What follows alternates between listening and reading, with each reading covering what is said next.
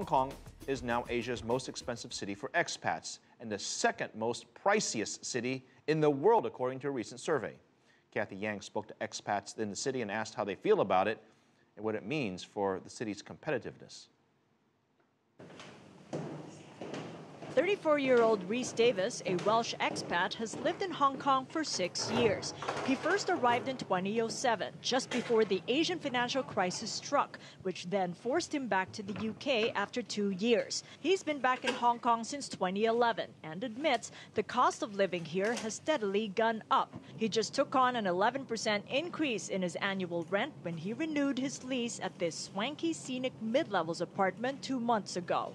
Generally, it does feel more expensive, mostly driven by the property, but other aspects, things like living, groceries, food, you do notice a big drain, partly because of the working hours and in a way a faster lifestyle, because you're living on the go, you tend to eat out more.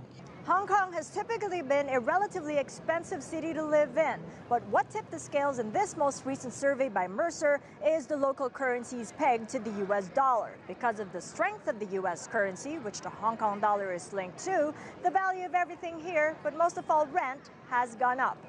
Shanghai and Beijing jumped to 6th and 7th on the list, 4 places up from last year due to the strengthening of the Chinese yuan. The only other city that surpassed Hong Kong is Luanda, the capital of Angola, ranked as the most expensive in the world.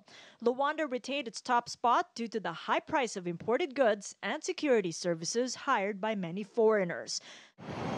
The findings have raised questions whether companies would continue to send employees to such expensive cities to work.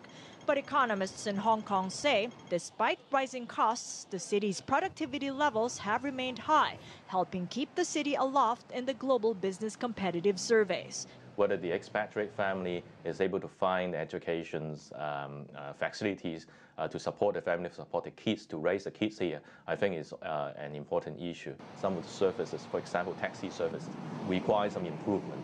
It's not easy to find for you to find a taxi in Hong Kong that can accept credit card.